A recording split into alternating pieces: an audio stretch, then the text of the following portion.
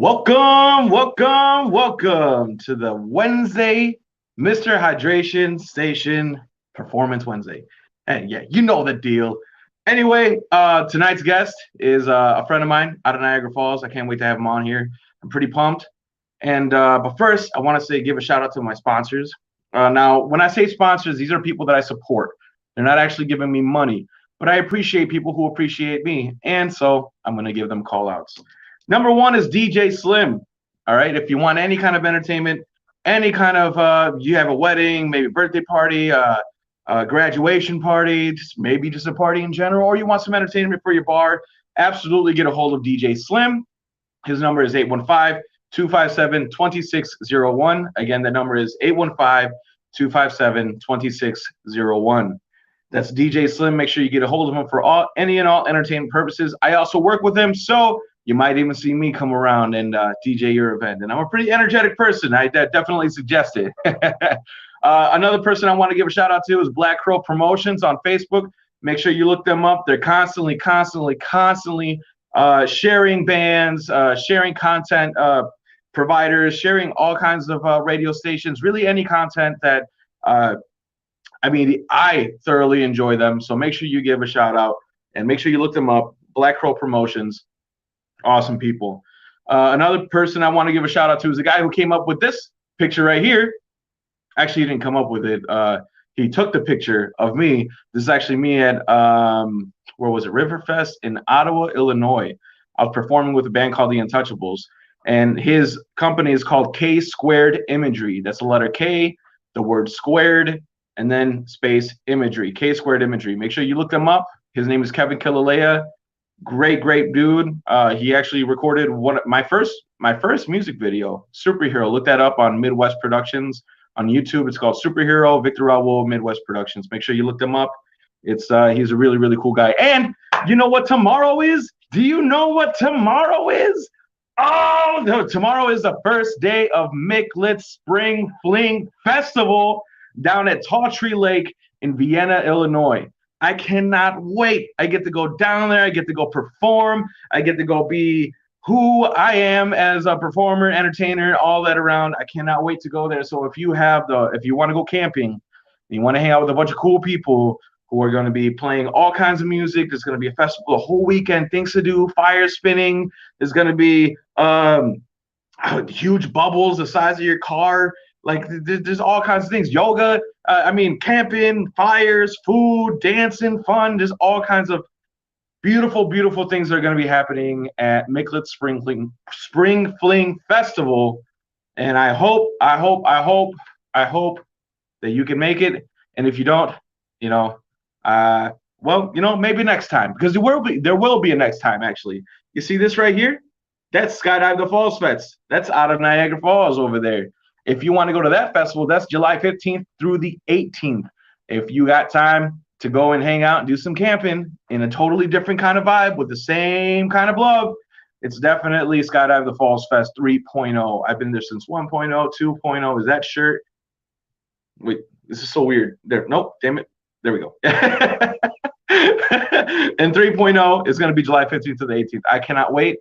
I'm super excited for it. So if you can make it out there, cool. If not, don't worry. There's Phoenix Fest down at Tall Tree Lake, Illinois, in Lake Vienna, or Tall Tree Lake in Vienna, Illinois. I'm going to be back there July 23rd through the 26th or 25th. I forget which one. But either way, it's going to be camping. All these camping festivals.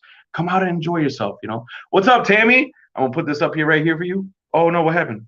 Bam, right there. Yeah, hydration, baby. But anyway, those are a bunch of advertisements that I had because I had to put out there because I appreciate people. Big time. Like right here, that's Sugar Creek Festival.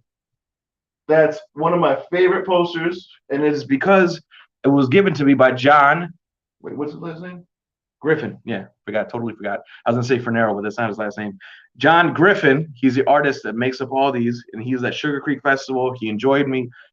He enjoyed what I brought to the table when I was on stage, and he ended up giving me that. That's a 10th copy, 10th out of 100. Isn't that cool? Well, it's kind of like a collector's thing. Over here, I have my friend Amy Lynn.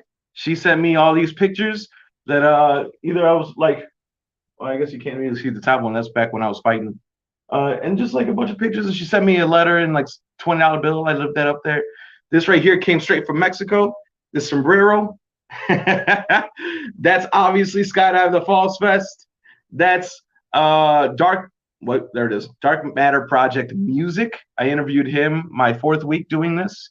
And that up there came straight from California. Where is it? Yeah, right there. Bam, straight from Cali. Cali, baby. That was such a fun time, man. I mean, really, I feel lucky. I feel lucky that I get to do what I do for a living. It's a great life to live, you know. Maybe I don't get as much money, you know. I'm not some rich banker or some awesome business owner or trading stocks, or I don't do any of that. But you know what I do? I deal good vibes, and I deal good vibes pretty well. You know, I'm doing pretty good for myself. And so does my guest today.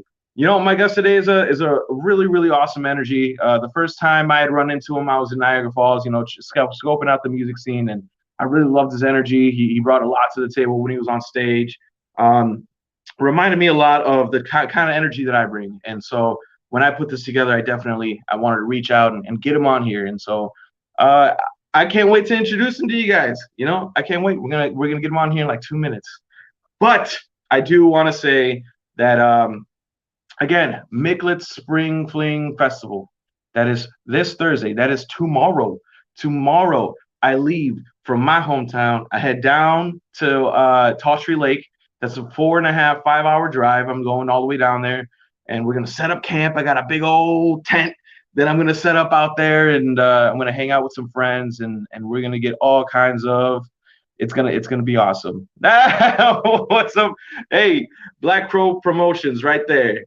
Yeah. Oh wait, no, it's right here. It's weird. It's weird because like I have to try to like it's not the normal mirror image because everything's straight.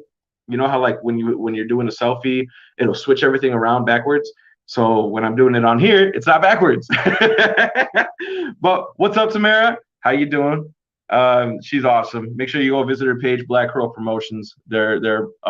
She's always promoting the best stuff around. So check her out. She's awesome. All right. Without further ado, let's get my homie on here.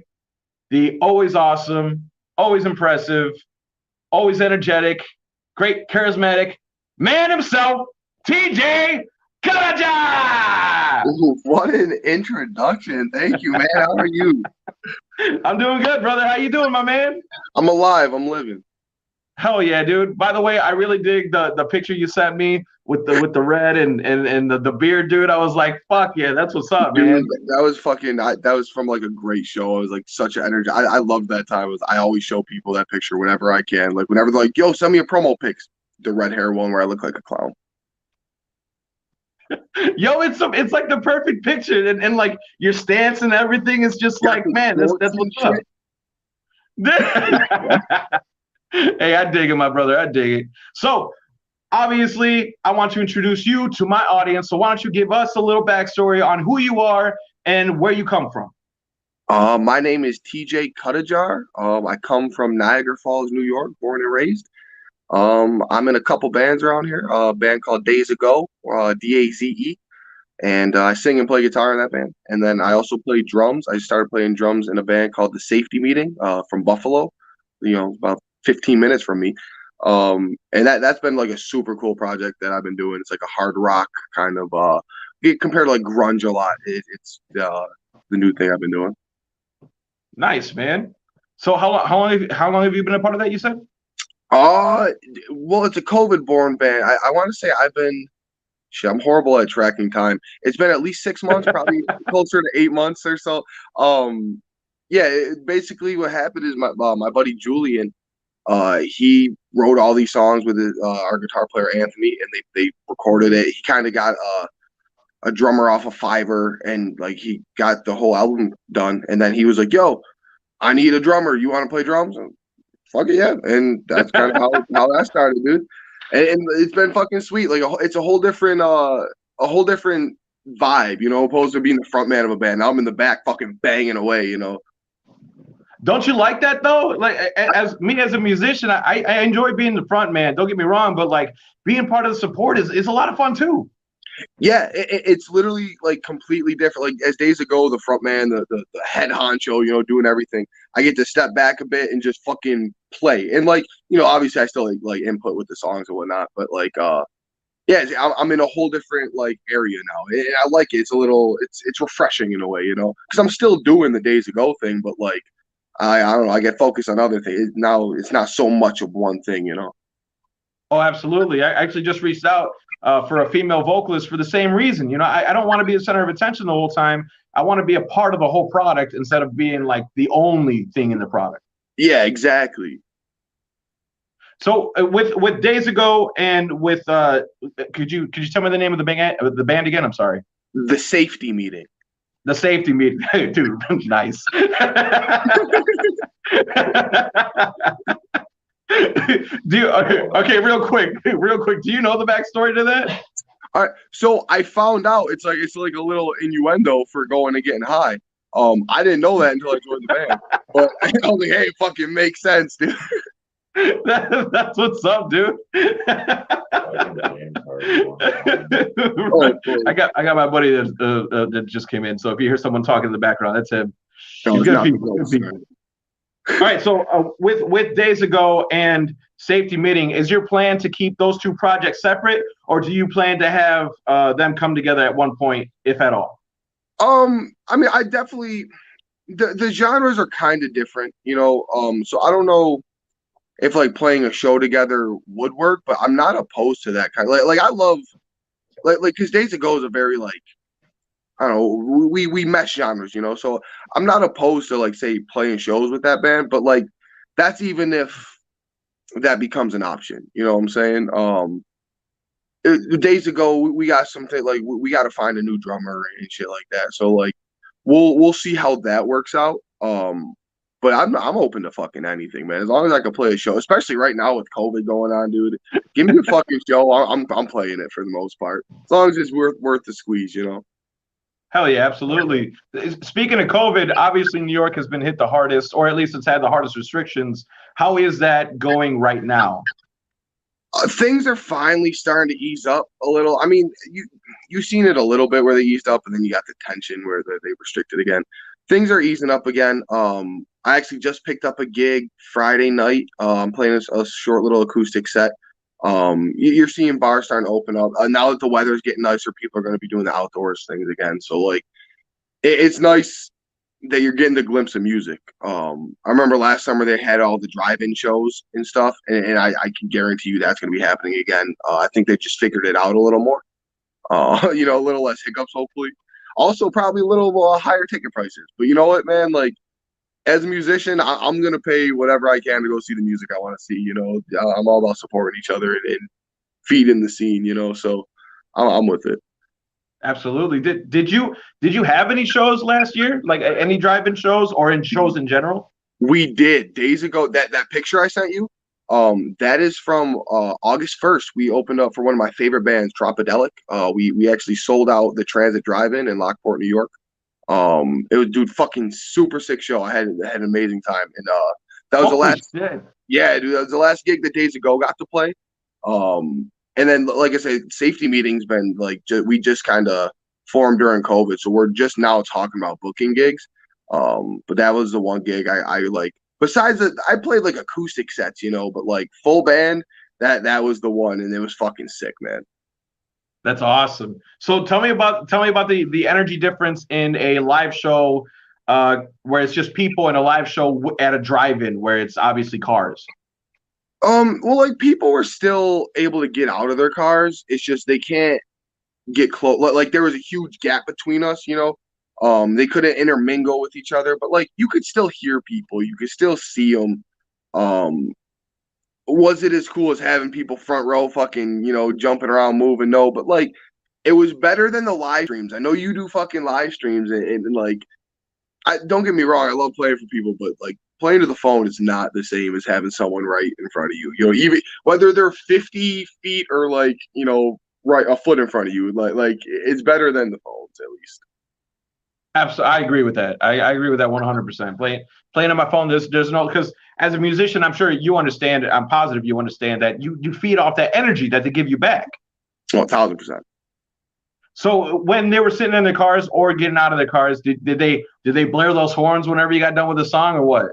Yeah, dude, you had people honking, you had people screaming.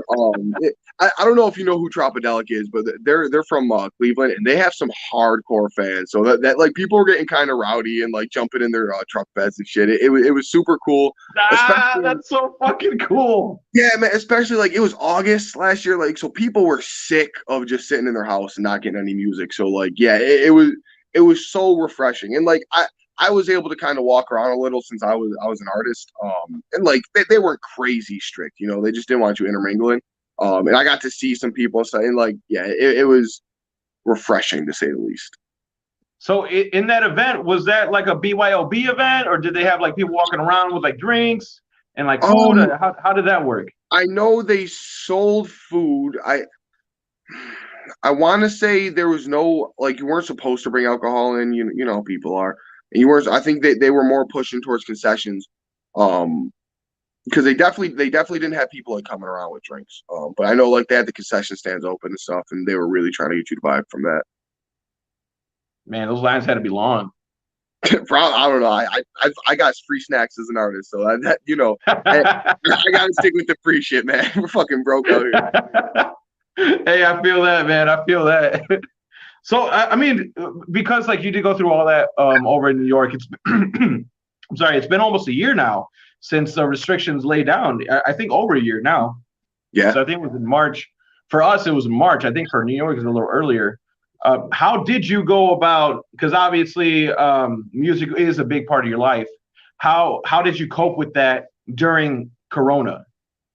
it was hard. You know, like between trying to get people together, trying to personal life and a lot of stuff. It was definitely not easy, but I think it helped the drive for creativity. You know, like what else was I doing but playing guitar or thinking of some shit to write down? You know, like I'm a very when I write, I'm very personal with my writing. So like all the hardship I was going through was just getting written into songs. You know, and so I think that was the best way. And, I mean, dude, you're a musician. You gotta know the best way you're gonna deal with your hardships is writing a song. So it just like it helped create more music.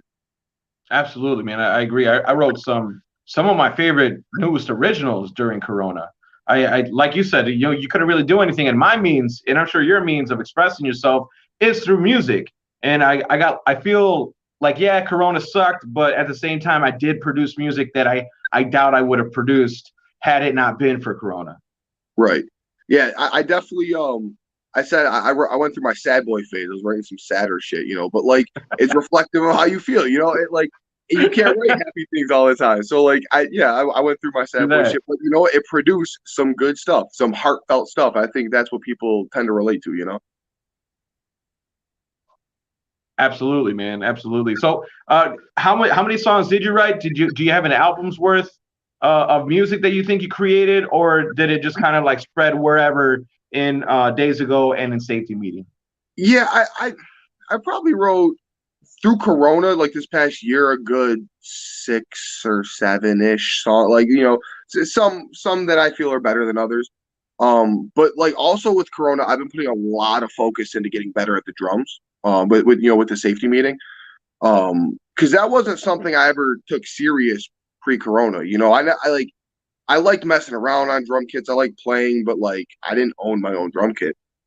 And then I kind of saw the opportunity to get a cheap kit, and I started investing in it. And then the safety meeting happened, so I was like, oh, shit, I got to get a better kit now. And I mean, I think once you start investing in instruments, man, it becomes this downward spiral of just money, money, money, money. So I invested a lot of money in gear, but like now I got a nice little kit, and I've been spending a lot of time trying to get good at that. So that's cool as well because like I said earlier, we're trying to find a permanent drummer. So in Days Ago is trying to work on some recordings. You know, I also invested in a little audio interface to try and get some things done there. So if worse comes to worst, I'll be hitting those drums on some Days Ago tracks. Anything to get that music out there. Absolutely, man. So sometimes you got to, right? Sometimes you got to. Yeah, ain't nobody stopping me but me. Hey, I believe that, man. I believe that. We're definitely our biggest heroes and our worst enemies. That's for sure. You know? That's one thing that I've always I feel like I faltered on was recording my own stuff. Whenever I'd go to someone else and record, I felt like they didn't have the flavor that I wanted, or like they didn't go about it how I feel like it should have been gone about. And I've recorded some things, but it just ain't what I want. And now looking back on it, I feel like I should have released it anyway. So it's cool that you're sitting there thinking like, you know what, at the very worst, I'm gonna go in there and do it. And like you said, the only person stopping you is you. For sure, man. Like record, I tell you, recording's a whole different beast than playing live, man. Like I can go up and play live and do it no problem, but like I sit there and try to record a guitar track and I just fail over and over and over because like you want it to be perfect, you know. Um, so like I feel like I spent so much time doing so much but getting so little done. Um, and that's one of the things I've really been realizing as well is like this recording thing ain't a simple task, you know. Like, and that's why I actually kind of would rather go to somebody that knows what they're doing. A few years ago, we went to GCR. It's the Goo Goo Doll studio in Buffalo, Oh and shit, that's where man. we got that's where we got our first like three like full band singles done. And I'll tell you that was easy because we were not easy, but it was easier because we're working with people who know what they're doing. You know, we had a guy Jay Zabrookie, sound engineer, who was helping us along the way, opposed to me trying to fucking do it in my basement. You know, where like it's it's a task, but you know what? We'll do it as musicians. We got to do it. Hey, you ain't lying, man. So tell me about that, man. How did you get to meet any of them, or was it just strictly their studio and I it was all got to business? I got to meet Robbie Takic. He's the bass player. He's huge in our Buffalo scene, man. Like he's all about supporting local cats, and we actually right now got Band Together Buffalo going on, which both my bands got eliminated, but he's like Ah, he's a big supporter in that. Actually, like I think the top 10 or top five, whatever, top something, they get to go to GCR and record some stuff. So like that's a grand prize. He's all about supporting people. So yeah, I got to meet him, and that was super cool, man. He was such a chill, down to earth guy. He was just talking to us about all the gear he brings in, like all the. I was literally just sitting eating pizza with this dude. that's so cool, dude. Yeah, it was super sweet. Like a great guy. I'm pretty jealous, man. That sounds. I mean, it's also a really cool thing that he isn't just like one of them famous people that like, oh, I'm too good for you. He's legit trying to help the music scene and help it blow up and flourish it. That's beautiful to have around in your own neighborhood. Oh, for sure, man, for sure. It's like you said, it's beautiful to see someone actually supporting the scene. Like they didn't move out of Buffalo and say, "All right, fuck that place." They're like, "All right, we're gonna help this place grow." And he's big. We got music is art going around here. He's a big supporter in that. Yeah, it's awesome. That Buffalo is where they shot that music video for Iris, right? Where it's raining, it's pouring down, and like he turns the camera towards the audience. That's Buffalo, right? I'm gonna be honest, I have no clue, but I would not be surprised at all. I don't know. I like the Goo Goo Dolls, but I'm not like a huge fan. Almost I want to say because it seems corny to be a giant fan of them nowadays.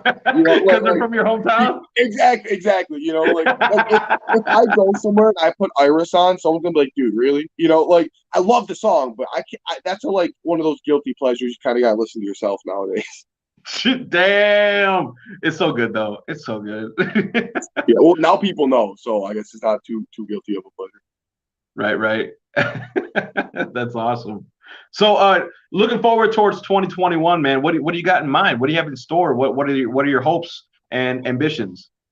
I'm hoping to play some fucking shows, man. The safety meeting's been tightening up, and we're talking about booking shows. We just kind of want to play the right ones, you know. So I'm hoping to play some shows. Hoping to get some recordings done. I would really like to get at least a few singles released for Days Ago. The safety meeting's also talking about recording some stuff because we got some new tunes in the works. So yeah, I guess just playing music. That's all I can really hope for. Um, Last summer I spent a lot of time down by the falls busking, and I want to say I'm going to do the same thing this summer. Just like any free time, go and play some music for some strangers, making people smile. You know, Absolutely, man. How did busking go down there? dude, it's great. On a nice day with some tourists, like you meet the nicest people because people just last summer just wanted to get out. You know, and oh, what could they do but take a drive from Ohio or Pennsylvania and just go walk around the falls? So I was meeting some random people and just talking to people. You know, I made decent money, but like, while I like making money, that's not fully what that's about to me. You know what I mean? But Yo, me too, bro. going down there and making those connections with people, one of the craziest things to me is like I've been going down there for a few years now, and like I have random ass tourists like from Asia come up and like, can I take a picture with you? I'm like, fuck yeah. And now I'm like in some random, Japanese families, fucking family photos from their vacation. And like that kind of thing is so cool to me. Is like, I'm just this memory in this person's life because I decided to go to the falls and play my guitar. That's awesome, man. Because like, I went, funny story. I was stationed in Japan. I was on Iwakuni, Japan, and one of my first nights that I went out to go to Hiroshima, you got to go to the train station in Iwakuni to get to Hiroshima. It's about an hour away. And as I'm going into the train station, there's this Japanese dude busking, and I'm really, really enjoying his music. So I'm like, can I get a picture with you? So I got a picture. I got a picture of my memories with the Japanese dude for the same reason that you have it with them. Just because I'm in the area, I love the music, I love his vibe, and it's like, hey man, I want to remember you. That's so cool.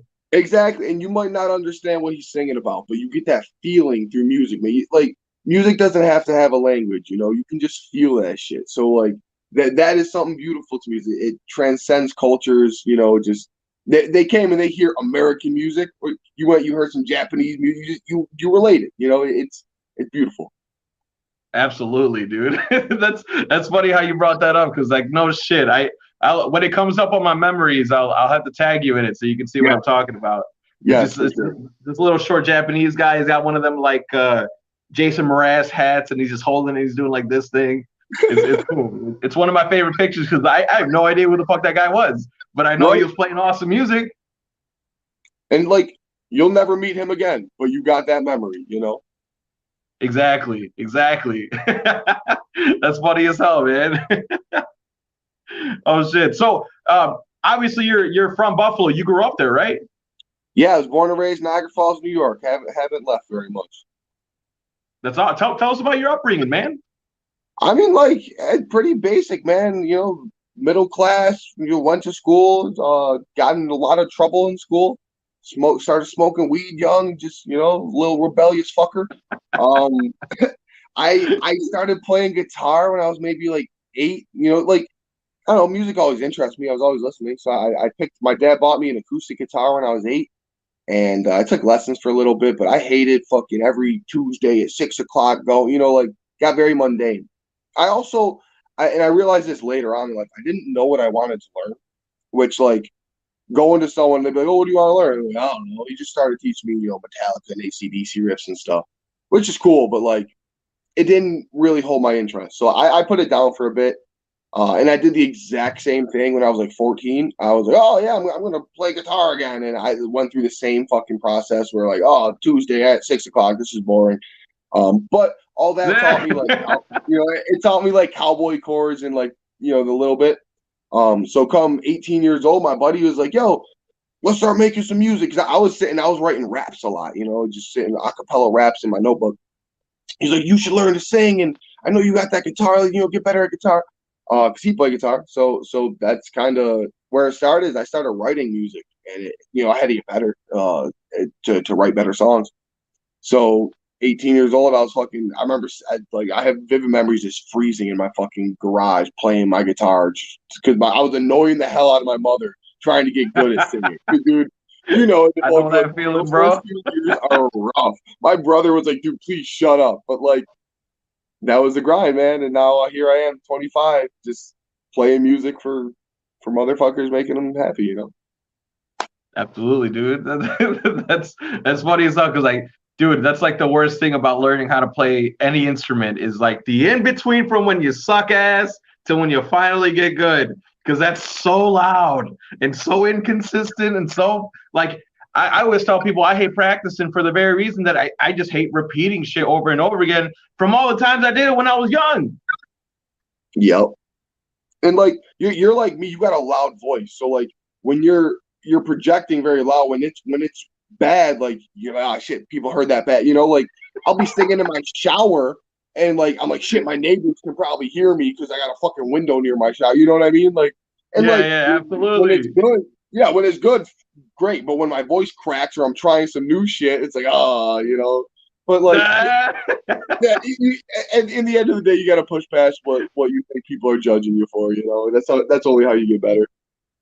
Absolutely, dude. I feel like you're saying it's like you're like, oh shit, you know, man, maybe I shouldn't have sang that loud, or like Yeah, whenever I'm at somebody's house and they'll be like, oh, I'll play this song, and like if it's one of those powerful songs, I'm like, maybe not that one, you know, yeah. maybe another one, It's maybe a like little bit softer 9:30. one, You don't want to be yelling at people's houses and shit. Like, right? because I Because like think like on stage you can get as loud as you want. You can get like get into your gut and just you know what I mean? Just yeah, fuck and scream it out. But then like when you're at someone's house, you know those walls aren't that thick. You know what I mean? Those oh yeah, windows don't hold everything back. So if you get loud and shit, your neighbor's gonna hear who the fuck you are, and you're just like, I don't know if I want to disturb the public like that right now. You know? oh yeah. I know. People have yet like I used to live in a duplex, and I had this lady upstairs.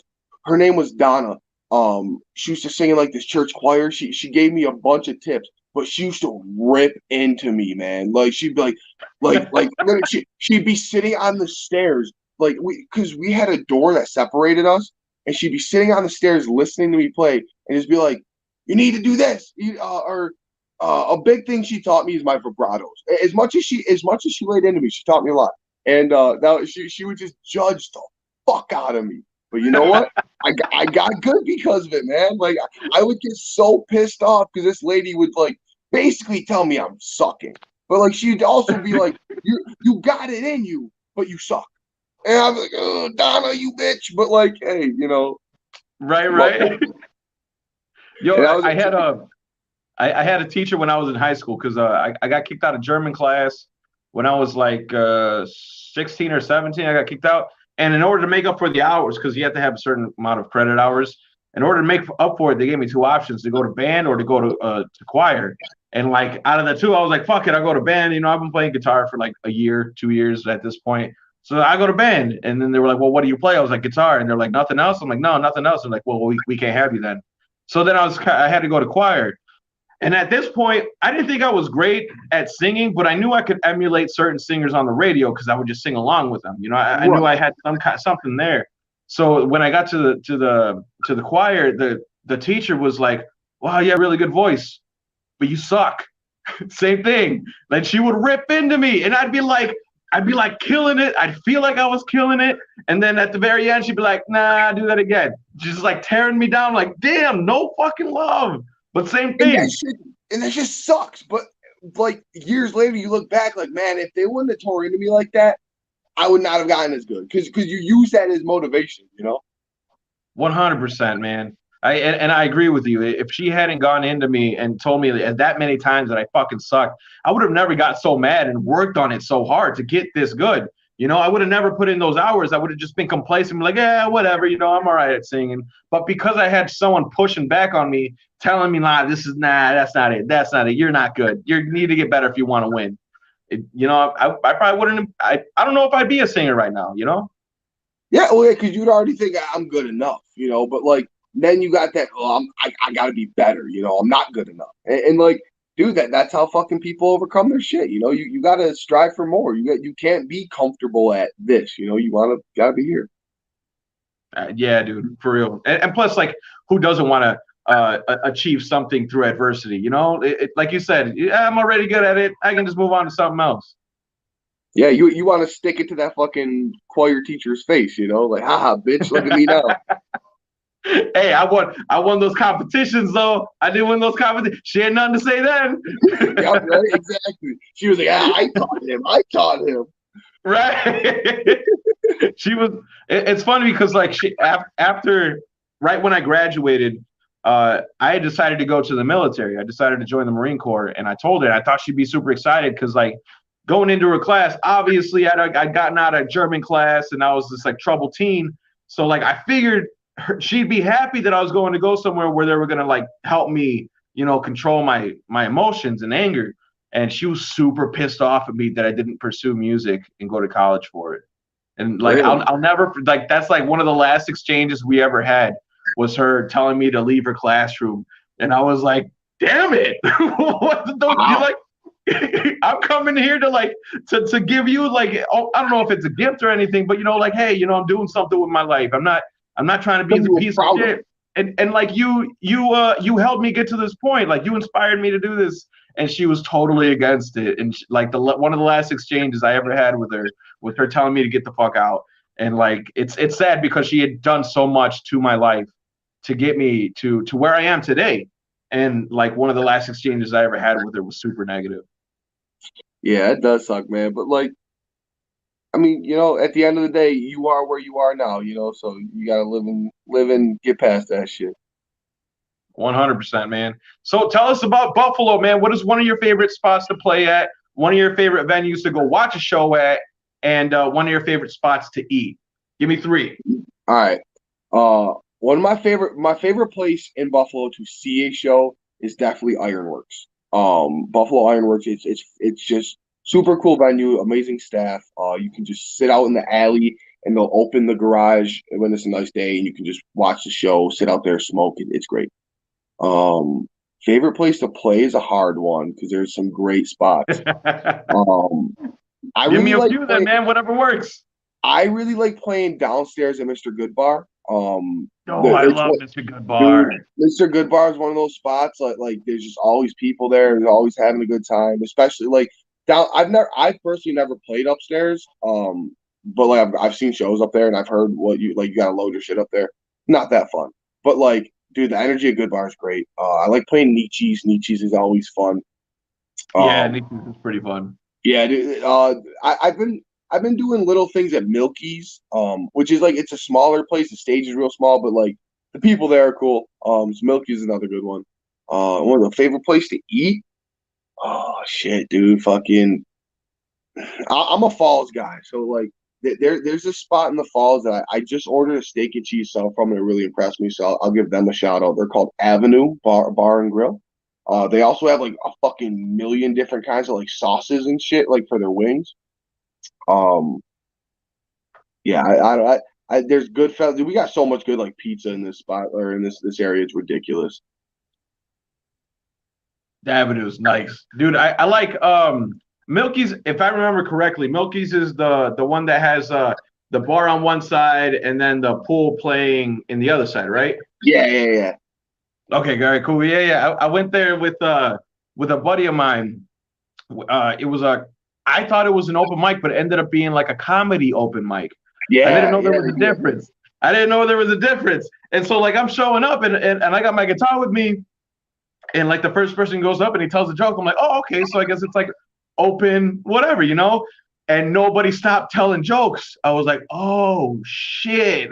And I already signed up. And like one of my favorite mottos, I always say I ain't no bitch. So like I already signed up. I gotta go up there and do something.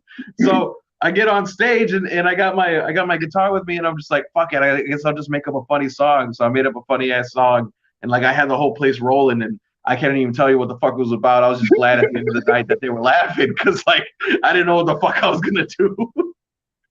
But I'll always remember Milky's for that reason.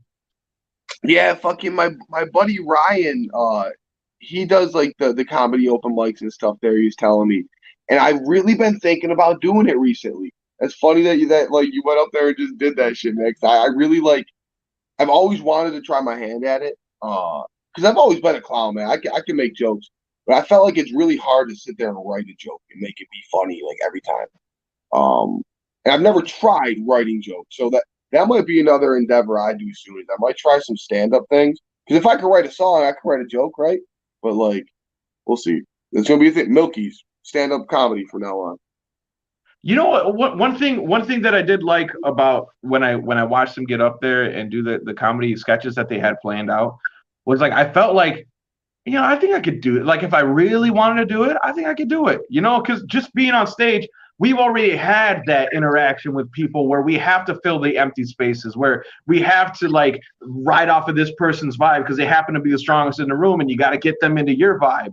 Or like we've had those challenges where we've kind of dealt with that uncertainty of knowing how things were going to go and having to reshape that energy back into what we're doing. So watching them go up there, I felt like a lot of them were lacking in that department. Like a lot of the jokes were really good, but I felt like the approach towards the audience and how to get them on your side was something that they weren't exactly aware of.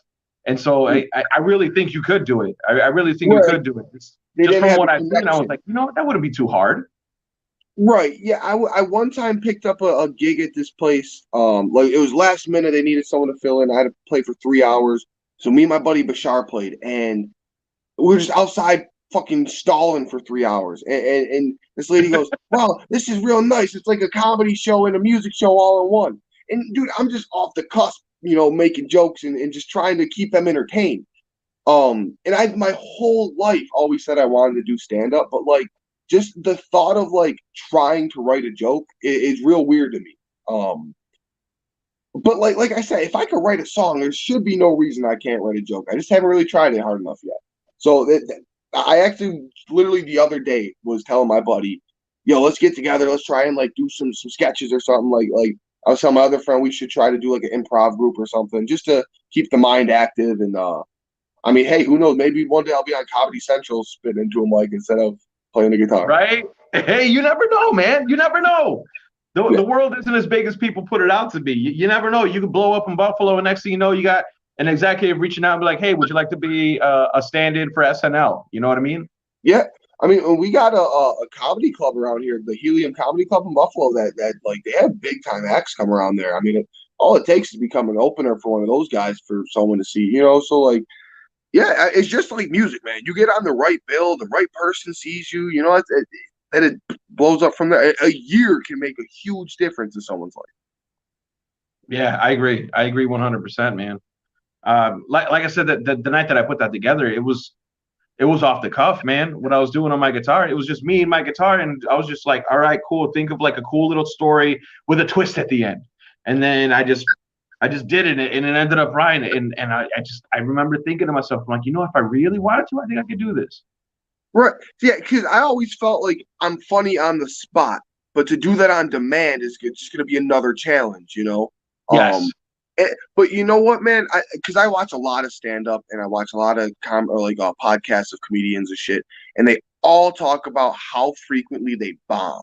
They just don't get a react, or they get booed, or And I'm like, you know what? If they're bombing all the time, then it shouldn't mean shit when I bomb. And if they're bombing and succeeding, then eventually I'll succeed. I just have to actually do it. It's like anything; you just have to actually do it. So we'll see. Dude, yeah, you're right. As for like the skits that you were talking about doing together with your friend, did you ever end up actually doing it, or was it just a conversation that you had? No, this is something like I have one friend like we went to elementary school together, and he is one of the funniest people I know. And we had a conversation like a couple months ago about how he wanted to do stand-up comedy, and I was like, dude, you should do it. And then I was watching like a stand-up thing, and I texted him like this was probably like 3 days ago. I was like, yo, we should get together and write some jokes sometime and like really try. And I was telling him how I know about like comedy open mics and stuff, and we should do it. And he's like, yeah, we should. And I told like the next day I told my other buddy, let's get like an improv thing going. So this is like a conversation we just had like a few days ago. Days ago, baby. But yeah, that's something that we just talked about. But I actually am really trying to get going. I haven't actually sat and like got together with them to do sketches yet. But my buddy did tell he's like, dude, I'm always writing stuff down I think's funny, like so we're gonna collab on that. And who knows?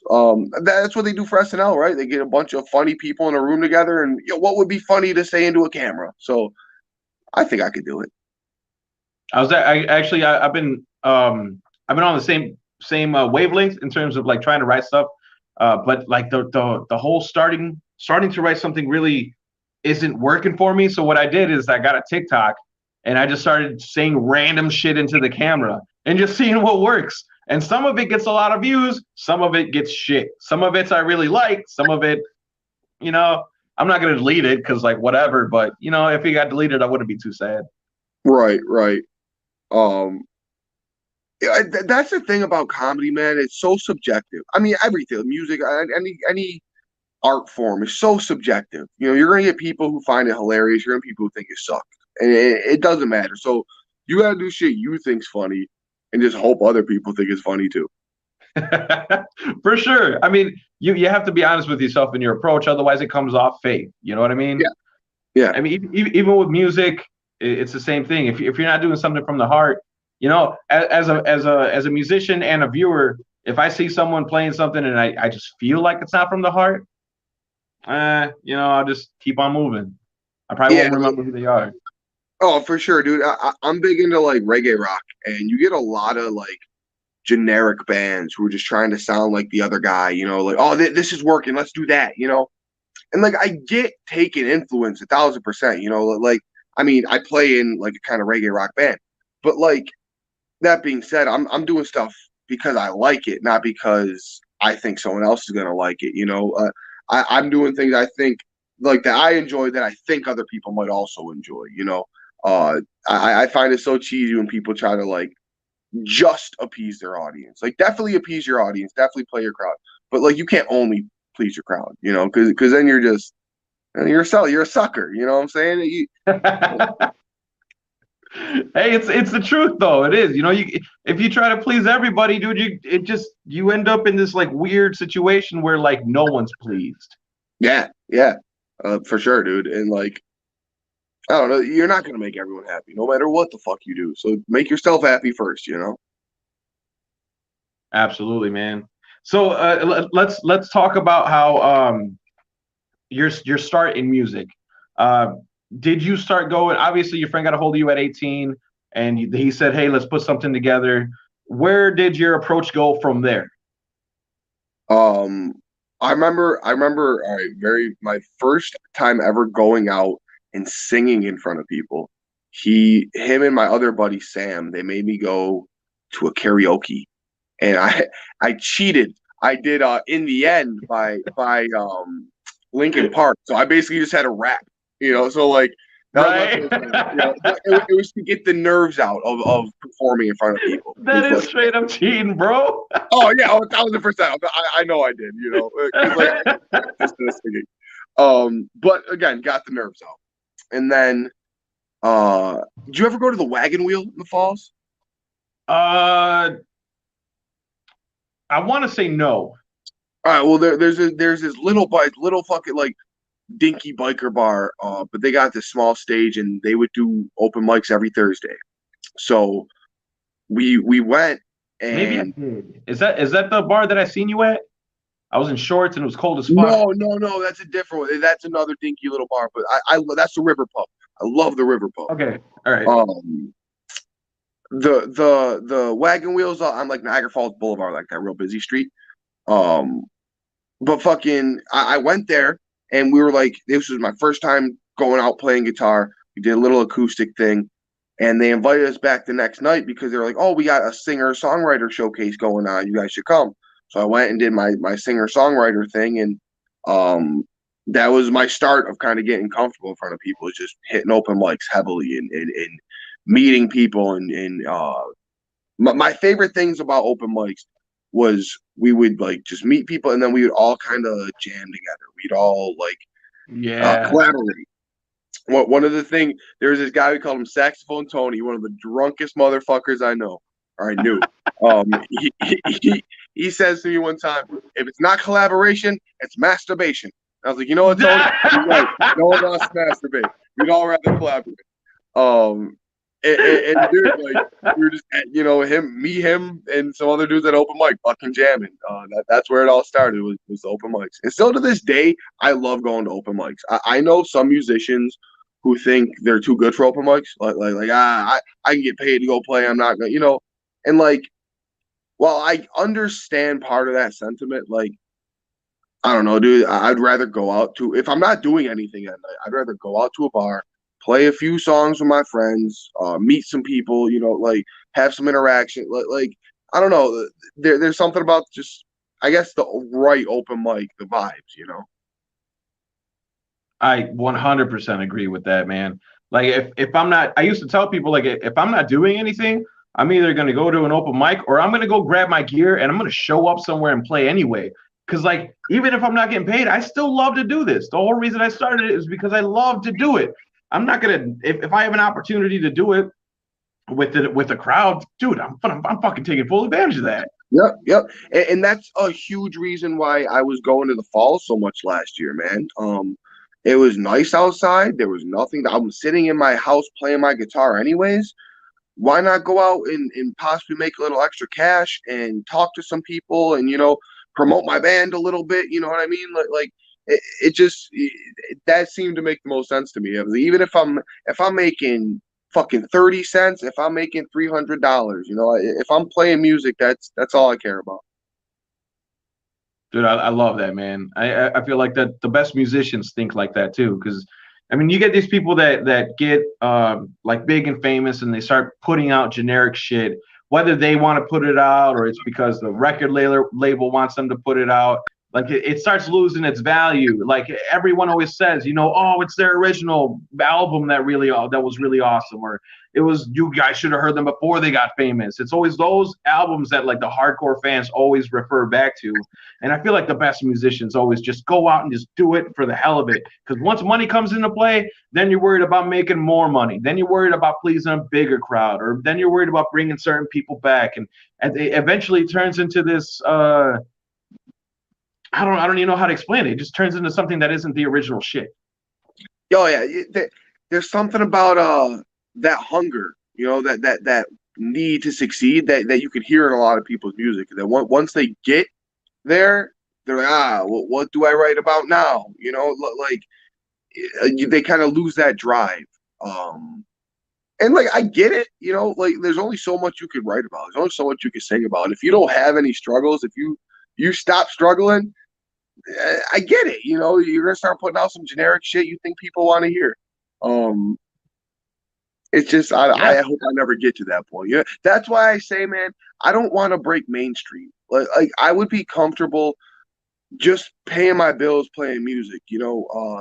Touring fucking a good portion of the year and putting food on my table, just playing shows. I know so many bands that do that. They're not fucking Justin Bieber status. They might only have 500,000 listeners on Spotify, but that's cool in my opinion. You know what I mean? Like you don't need the world. You just need a little niche of it. Right. And dude, that's way more than enough to pack places too. That's way more than enough to get people in a bar and like pay those bills, like you're saying. Like that's I feel like that's the perfect happy medium, because then like you're saying, maybe you're not Justin Bieber status, but you're also not worried about paying Justin Bieber people either. Exactly. I agree with that 100%, man. So why don't you give us a little preview on what you're going to be playing for us tonight? A preview? Yeah, talk about the songs. Oh shit! I don't think a set list anymore. I just kind of grab my guitar. I dig it. All right, well, how about you tell us about the first album you ever created? Ooh, all right. So I was always like big on when I first started writing. I kind of discovered the law of attraction, and I was real big on positivity and I was only really writing positive songs. So like the first batch of like Days Ago songs is all like super uplifting and overcoming your challenges and this and that, which I love. I still do have like stuff that I write about that because I still believe in all that shit. But it got to the point where like I can't just write about this, and there was a lot of shit I was kind of repressing, and so you start moving into like the I guess the evolution of TJ as a songwriter, where I kind of fight back, and it goes from the real happy shit to the real sad shit, and like there's this happy or not happy, but there's this I don't know, this fight between the two, and then there's the middle ground of like the goofy shit, Like I remember one time we wrote a song about an alligator, and bro, I've never seen an alligator in person besides like at the zoo, like. But we just like wrote this like real bluesy like song about hunting and killing alligators, like because music's just got to be expressive, and that's what we were feeling in that moment, I suppose, And like, dude, to this day, I still remember that song. I could play that song for you if you want it, but you probably don't want that one. Hey, who cares, man? I'll listen to it. Fuck it, man. Don Jones says hi. What's up, Don? That's one thing I love about this, man. You can highlight anything. Like Tamara said hi earlier. She said hi, TJ. Oh, hey, what's up, girl? Anyone that comments, I can just highlight their stuff. But they got to comment on my page. You can't comment on the Raul Contreras page. They got to comment on the Mr. Hydration page for me to see it. For some reason, it won't show. It'll broadcast this. Like people are seeing this on my page right now, and yours if you shared it there. But the issue is like whenever they comment on it, for some reason it doesn't come into the StreamYard.com comments. The only comments I get are from my actual Mr. Hydration page. So that's like the downfall of doing this.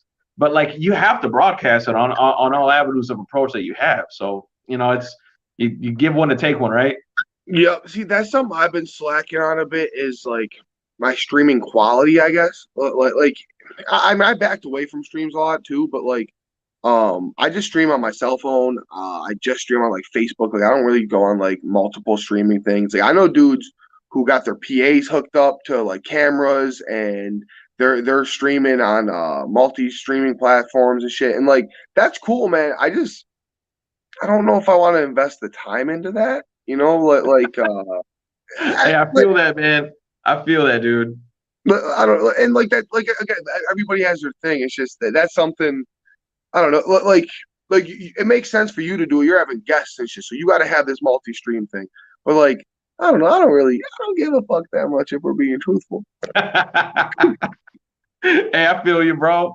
Well, to be honest with you, the reason that I got it is because I was streaming only on my Mr. Hydration page, but then I realized that I was only catching so much of an audience. Like you can ask someone to like your page, but it's a totally different thing for them to get the notifications from your page because they have to do certain things and they have to keep on following you. But they will follow your normal page.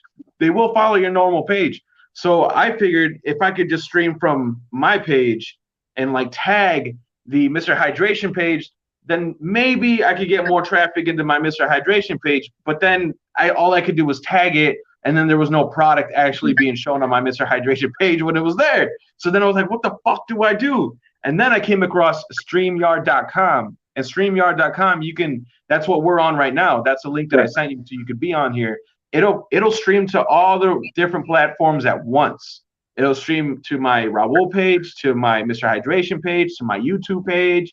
If I had Twitter, it would go there, to my Instagram. It would go to all these pages, and it do it at once. And that's one thing that I was like, this checks all the boxes. It checks all the boxes. The only thing I don't get is all the comments that come in from those different various platforms. The only comments I get are from my Mr. Hydration page, which really, in the grand scheme of things, isn't all that bad because all I have to do is go back there when I'm done here and like interact with the people that commented. Right. Check this out from Dawn Jones. She says, "Thank you, Mr. Hydration. LOL, he's got good tones." She likes your vibe, bro. Thank you. Appreciate you, girl. But yeah, man, I suggest it, dude. If you ever get in the urge to stream to multiple platforms, I definitely suggest going to StreamYard.com. And plus, you get like these little things on the bottom. You get the logos you can put up there, and obviously, and this thing. Can you see this right here? Do you know what I'm looking at? Do you know what I'm pointing at? I don't see anything right now. Earlier, I saw like a little picture of you, but now I don't see it. All right, never mind. Well, I guess it's just a thing that I see then. But either way, it gives you all kinds of like various different things to do. Like check this out. I'll just show you real quick. Like I can take that away. I can put it back in. I can put let's see, where is it at? I can change our things right here. I can do that. Boom, boom. You know what I mean? Yeah. They give you all kinds of different options to do different things. And it's real cool. I dig it because it looks more professional than it would if I was just streaming on my page. Well, that is a plus about it, is like, one, you're hitting a bigger audience because the Facebook algorithms suck, man. So like you're hitting a bigger audience, and yeah, that definitely looks more professional. You like I've seen a bunch where people are customizing their shit to do like have their backgrounds and everything. And I was wondering how do I do that, and I'm like, it just seems like a lot more effort than I'm trying to put into a live stream, you know. But like I got a Right. buddy, he does like these multi streams where it hits the Facebook and all that, and like I forget what thing he uses, but like they actually pay him for like he'll schedule these streams, and he'll get paid to do certain streams. I'm like, oh, that's kind of cool, but like, Whoa. What? yeah, I don't think it's like a crazy amount of money or nothing, but like, Still something. yeah, exactly. And like he's making random fans from around the country and stuff or around the world. So like that is cool. It's just like he had to get like a nice camera and like now he hooks his PA up to it and like he had to invest in the gear, you know. Do I want to Right, right. do that? Oh man. All right. So I do want to ask you, out of the different artists that you heard growing up, who inspired you, would you say, the most in terms of wanting to become a musician? Honestly, the person who inspired me the most was this guy who I grew up across the street from. His name is it's Bruce Wojcik, and he's in a local band around here. Well, he's in a few local bands Nice. around here. Actually, if you've heard of the Strictly Hip, they're a tragically hip cover band. He's in that. He's in Clear, and like I remember just growing up across the street and hearing them play all the time. My dad would play me their CD, and I'd fucking jam out with my dad to their CD. So like I tell people all the time, like he picked out my first acoustic guitar for my dad because my dad didn't know what he was fucking doing, you know. So like, yeah, That's so he cool, dude. he was the one who like really got me kind of wanting to play music. That's awesome, man. I love that it wasn't like a mainstream artist, that it was someone close to you. That's cool. For me, it was Antonio Banderas in the movie. Fuck, what was that movie? Desperado. Okay, Yeah, yeah. Well, it was like it was my mother. I'm Mexican, obviously. And my parents and my older brother all come from Mexico. I was the firstborn in the United States, so like he was like my superhero. You know what I mean? Like right. everyone's got the heroes. Like, and I'm not saying it has to be race specific, but for me, it was like it was. I'm so used to seeing like these Arnold Schwarzeneggers or Michael Jordans, you know, and like all these people that aren't Mexican, and then all of a sudden this Antonio Banderas comes out of nowhere and he's got like a gun in his guitar and he's killing it in the very beginning of the movie. He's got long wavy hair, and I'm just like, that motherfucker. I want to be like that guy. Right, like that could be me. Like, But yeah, yeah, it's cool to see that yours was actually someone who was around you, who helped shape you in that. That's awesome. It's not, I don't hear that answer often. I just put it that way.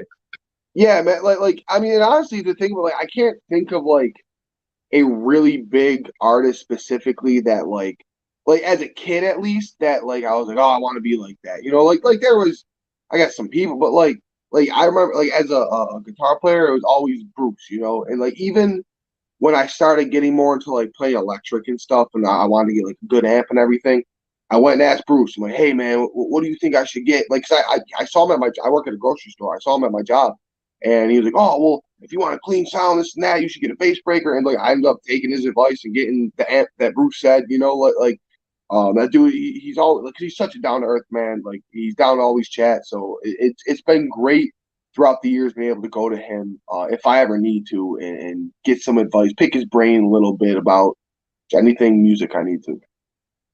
Dude, that's awesome, man. It's awesome to have someone like that. I never had I really never had someone kind of help me out other than like my vocal teacher in high school. But other than that, I never really had anyone that I could go to and ask for advice in terms of what kind of guitar I should get. You know, I always had to go to the store and play every guitar and just, you know, see which one I vibe with the best, or what kind of mics to get. I still don't know what the fuck kind of equipment I need, or like where to go to like for music. You know, I've had the most I've had was like a friend you know, say, hey, why don't you come play in my set, or someone say, why don't you go to this open mic. But in terms of like having that person help me in terms of like how to shape my sound, I've never had that. And so like it's cool to hear when other people do have that, because it's like that's something that, one, you want to be that person to somebody. Obviously you want to help other people, and it's cool to see when that person has already existed in someone else's life, so they can pass it on to the next person. Right. Exactly. The positive influences, man. Like I hope to always be positive in people's lives as much as I can be. Because everybody fucks up. We're all human, but like as much of a Absolutely. positive impact as I can make in everybody's life, I'd like to do that. So like that's all I can, like anyone that comes to me for, and I'm not a gearhead, so like I can't really help people too much when they come for that. But if you come to me for anything and I can help, I'm gonna try and do that. I think that stems from a lot of people doing the same thing to me when I was younger. Or it also comes from not having some help sometimes. You need some help, you have no one to go to. That shit sucks. So like, Oh yeah, yeah, big like you time. said, it's great. It's great to feel like you got someone, and like it's not like I'm crazy close to Bruce or anything, but like he was an idol of mine at one point that I did kind of feel like if I had any little questions I could go to. And that's beautiful, man. That really is.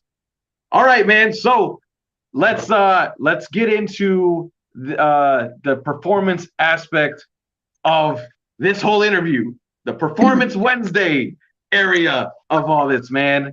Obviously, you said you don't have a set list that you're going to do, so I'm assuming you're just going to you're going to play whatever feels right, what kind of vibe feels right. So whatever you feel is going to come up next, I'm excited for, and I'm going to give you the full what is it called, the full screen. I'm going to get out of your hair for this. I'm gonna let you take control, because obviously you know what you're doing. You're a great stage presence. You're a great energy. You're one of my favorite people to watch play live. I So, appreciate that. hey, without further ado, ladies and gentlemen, TJ Cutajar. Hey, folks. All right, I guess this is gonna be the one because my fingers went to this chord. This is actually a newer song that I have been wanting to record. It's called "Waste Away."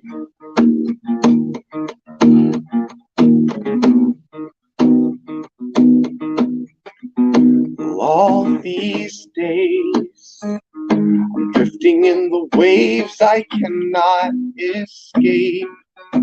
Every single day that's made me this crazy minded fool.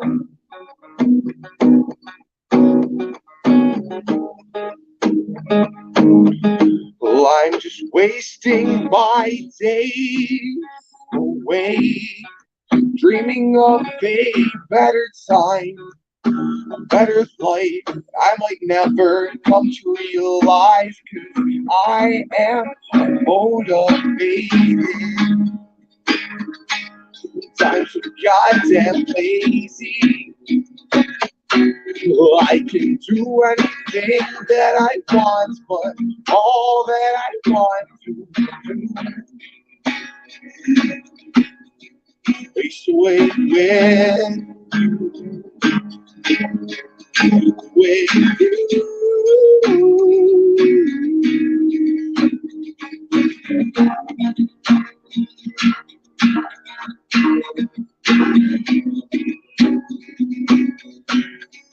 All these wasted days, and every single time you looked me in my eyes and believed my life. Well, I am unworthy, I am the reason that shitty people keep on breathing.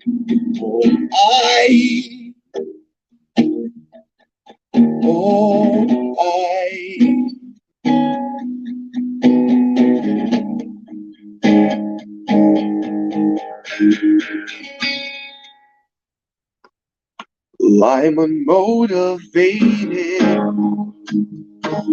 I'm so goddamn lazy. I can do anything that I want, but all that I want to do, waste away with you, with you.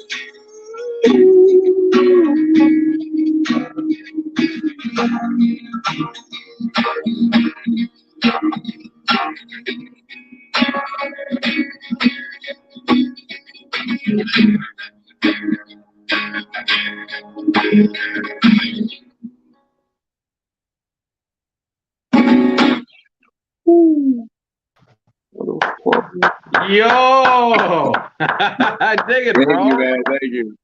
What was the name of that song? Waste Away. Waste Away. What Waste album Away. is that on? That's a new one. I'm actually Oh, hell I'm yeah. I'm wanting to record that one.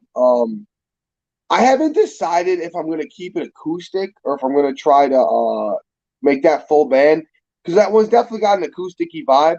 But like I put out an acoustic album like a year ago, so I want to put out a full song before I put out more acoustic shit. You know.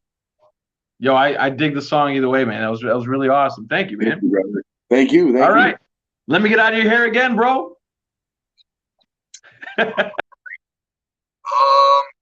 right, here's a song about your emotions and bottling them up and how you should not do that.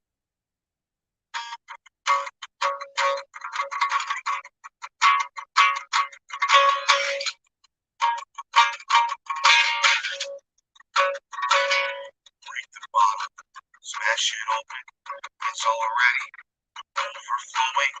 Drown your pain and all your sorrow. Feel the same damn way tomorrow. It gets better. So tell myself I still feel empty. It's positivity, be so draining. These I had.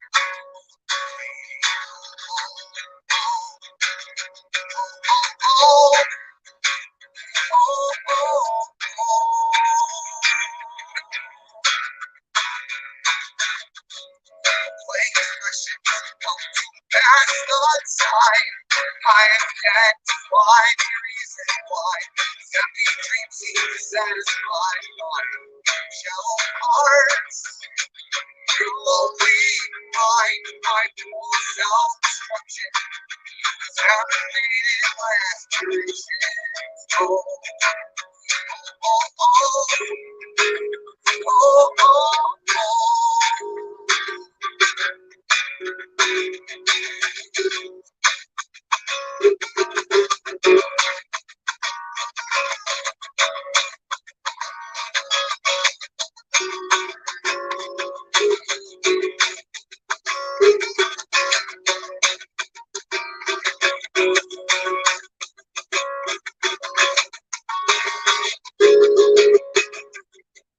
I am not sure this will last forever. I will stay on this endeavor until I collapse and my bones break. I will give this all that I can take. Oh, oh, oh, oh, oh, oh, oh. Break the bottle, smash it open.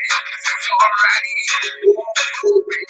Drown your pain and all your sorrow. Feel the same damn way tomorrow. It gets better.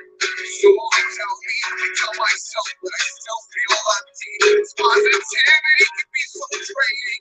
Please, I'd rather be waiting. Oh, oh, oh,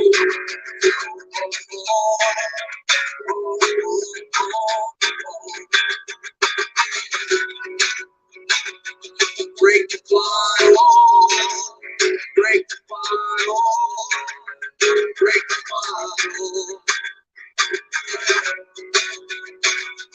break the bottle, smash it open, 'cause it's already overflowing. Break the bottle, break the bottle, break the bottle.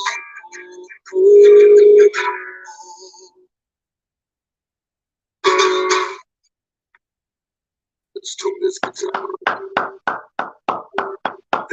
My brother. I know I've heard that song before. I know I've heard it before, man. Yeah, that people tend to like that one.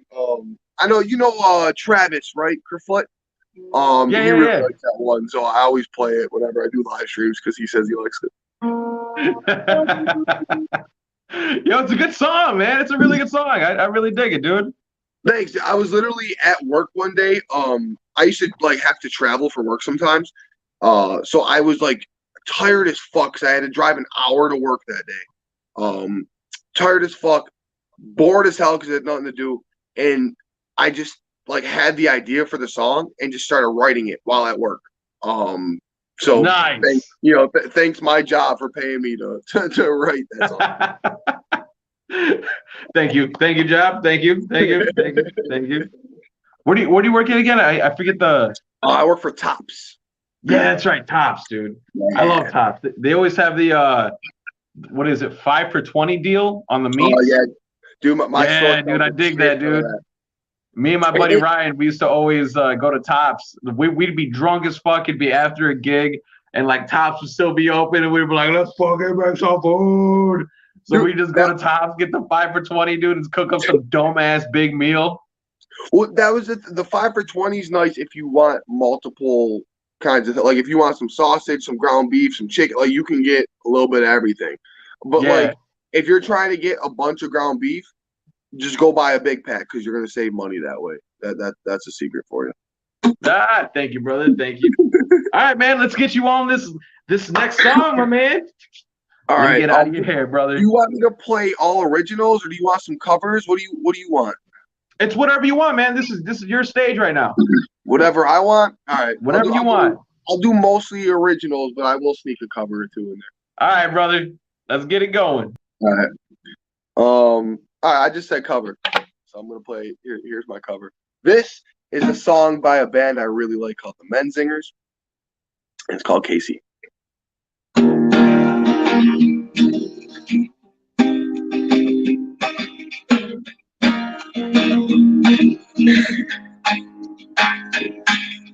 That thought about you on the ride back to Philly. The way that you wear your hair, the way you laugh when you drink too much, bugs full, fire turned down all the parties before you waited table. I waited for your shift rates.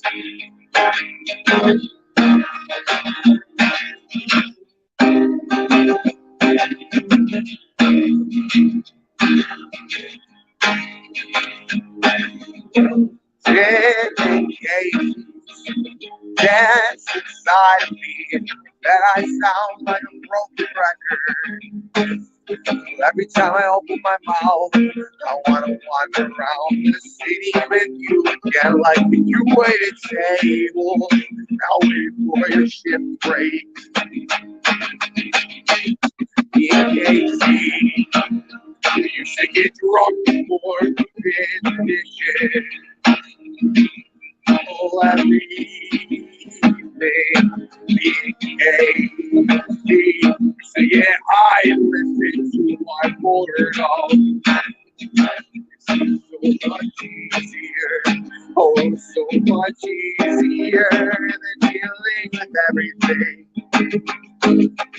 Casey, Casey, Casey, just tell me when you're ready. I'm all back to go. Search your battle place we found forever ago.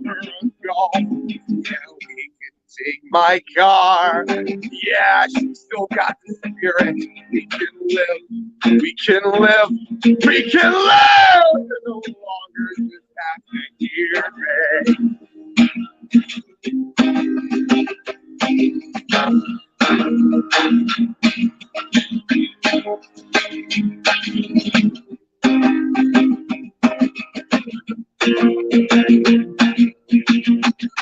Me and Casey, we used to get drunk before we did the dishes.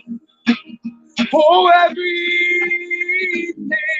Me and Casey used to get high and listen to our boredom.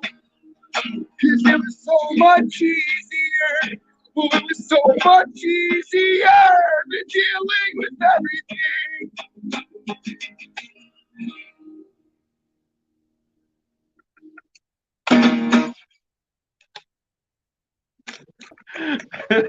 I love love that ending, dude. And by the way, I love how your rasp was coming in there, dude. Yeah. So I always say when I can't hit a note, I just yell it. So like if I can't do so, I just fucking. But also Hey, that song has a lot of sometimes you yelling gotta in it. muscle it in there, dude. Sometimes you gotta muscle it in there. Yeah, it's what like I tell people all the time. Like if I can't like cleanly hit a note, I'll just fucking rasp that bitch up, and then it sounds okay, you know.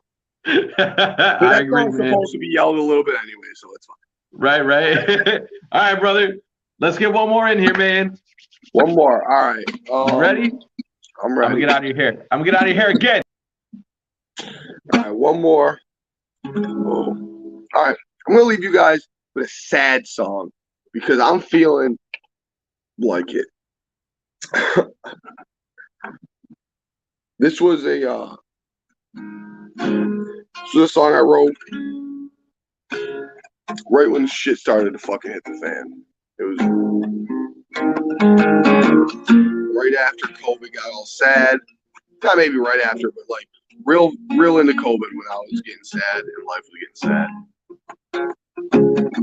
This song came about.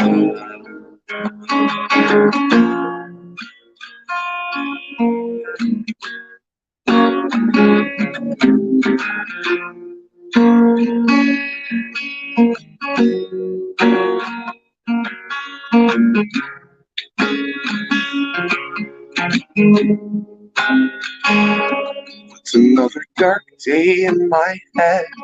I'm aware that life gets better, but I am not sure when. I wish this all would end. It's another dark day in my head. In my head.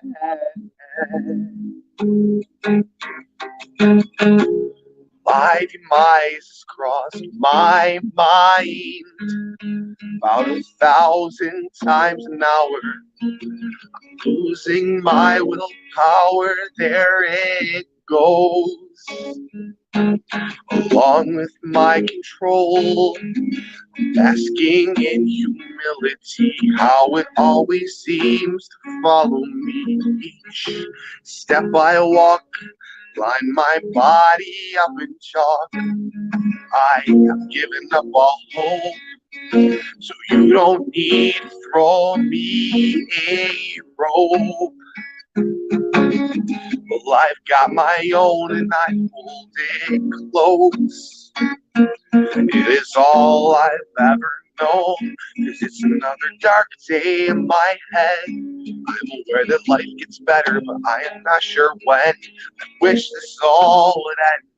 It's another dark day in my head. In my head. In my head.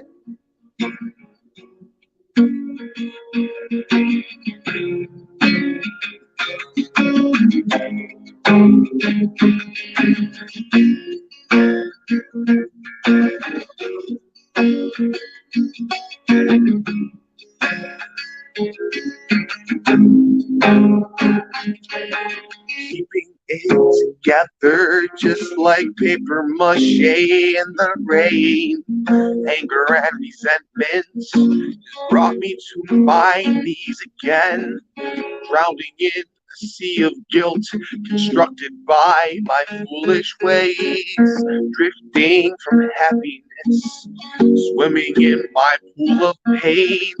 Imaginary situations have left all of my nerves crashing. Every single obligation now seems to have me gasping for air. I was never quite prepared, now I'm so scared.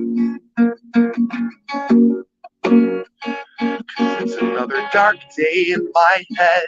I'm aware that life gets better, but I am not sure when. I wish this all would end, but it's another dark day in my head.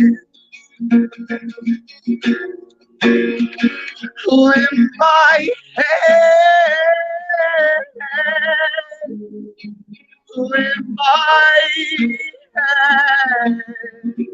head, in my head, in my head.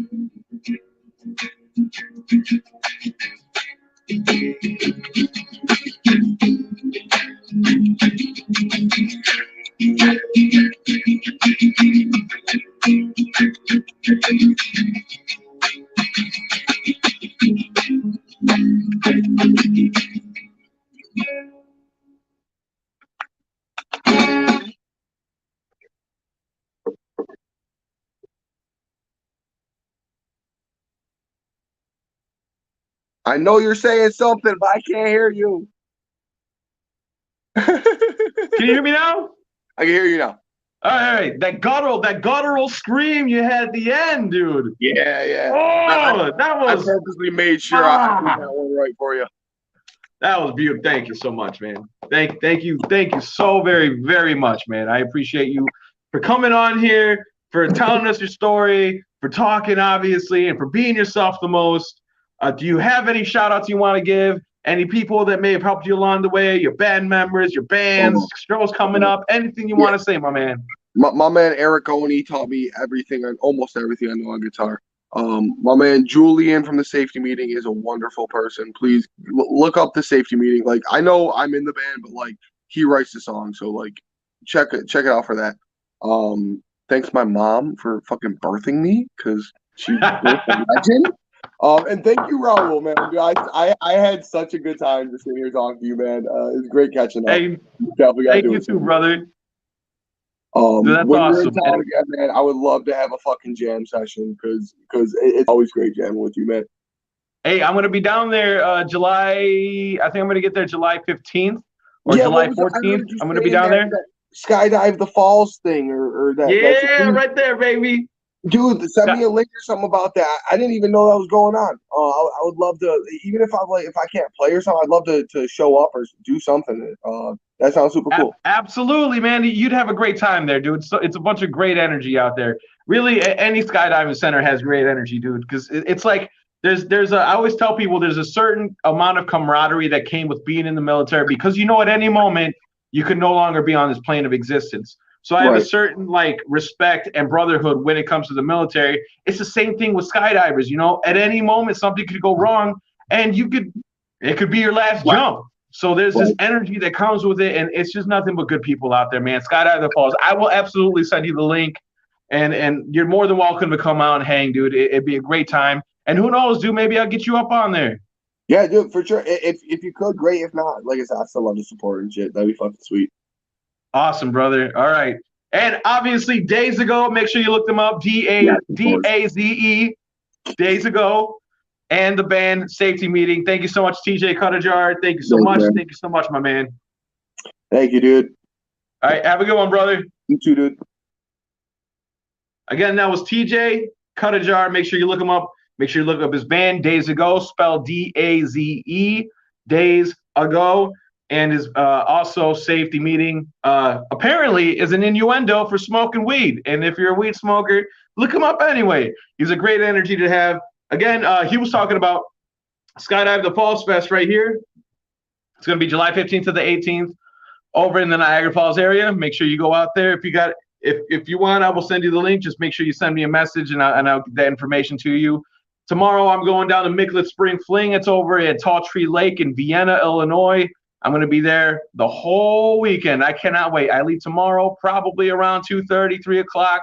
I'll be up there setting up. I'll be on stage from 10 to 12 tomorrow. And then the whole weekend, I'm going to have to just do whatever the fuck I want, because that's what life is all about. Life is about beauty. Life is about expressing yourself. And life is about what you want it to be about. So do me a favor, get out there and just enjoy yourself like I'm going to enjoy myself. Thank you so much for tuning in. Again, this is the Mr. Hydration Station.